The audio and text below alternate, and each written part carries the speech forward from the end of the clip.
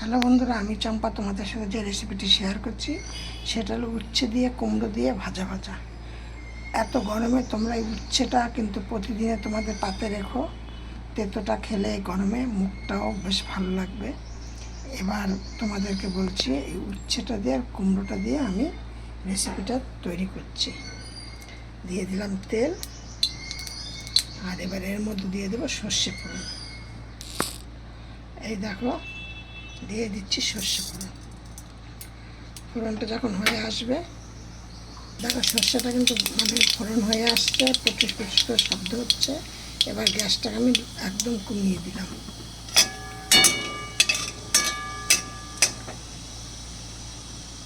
এবার আমি দিয়ে দেবো এর মধ্যে উচ্ছেগুলো।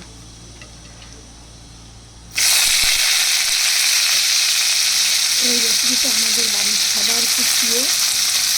তোমরা করে খেয়ে দেখবে, তোমাদেরও কিন্তু খুব ভালো লাগবে।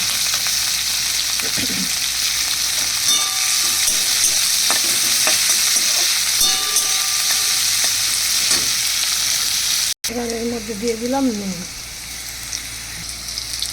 এবার এর মধ্যে দিয়ে দিলাম হলুদ,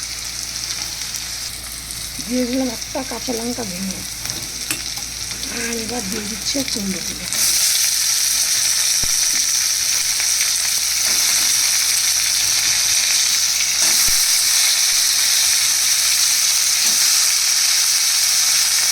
এটা কিন্তু কোনো ধরনের কোনো মশলা না, কিছু না, তেল অল্প,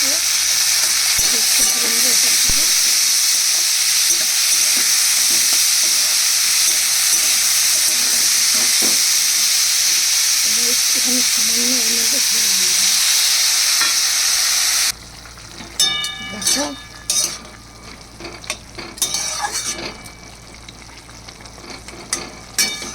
এই রেসিপিটা তোমরা কেউ খেয়েছো কিনা আমি জানি না।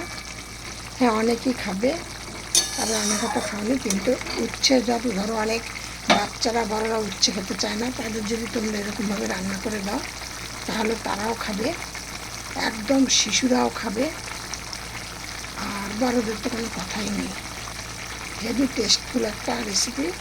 উচ্ছে তেতো, তার সাথে মিষ্টি কুমড়োটা দিয়ে করলে পরে খুবই টেস্টফুল হয়।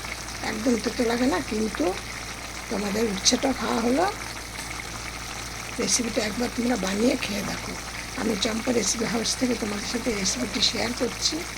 তোমরা এই রেসিপিটি তৈরি করে খেয়ে দেখো, আর একটা লাইক কমেন্ট শেয়ার করে রেসিপিটি প্রথম থেকে শেষ পর্যন্ত দেখে একটা সাবস্ক্রাইব করে নতুন বন্ধুদের বলছি পাশের বেলটি বাজিয়ে অন করে রেখে দেয়, যাতে আমি প্রতিদিনকার এরকম নতুন নতুন রেসিপি ছাড়ার জন্য আমি রেসিপিগুলো একদম বড় করে নিই। যেই সব রেসিপিগুলো খুব জলদি হয়ে যায় সেই সব রেসিপিগুলি আমি রান্না করি। আর আমার রেসিপিতে খুব তেল মশলা কম। তোমরা এইভাবে করে খেয়ে দেখো, আর আমার রেসিপিগুলো তোমরা সবাই দেখে একটা করে শেয়ার করো, লাইক করো। দেখো রেসিপিটা কেমন হয়ে গেছে, একটা দেখে কেমন সুন্দর এসছে। কিন্তু এটা একদম কম তেলে, কোনো মশলা নেই। তোমাদের সব দেখিয়ে করেছি। আমি এটাকে আমি রান্না দিচ্ছি।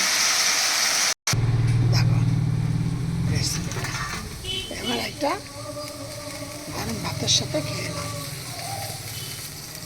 রেসিপিটি দেখে একটা লাইক কমেন্ট করো, আর পাশের বেলটি সাবস্ক্রাইব করে পাশের বেলটি বাজিয়ে দিও।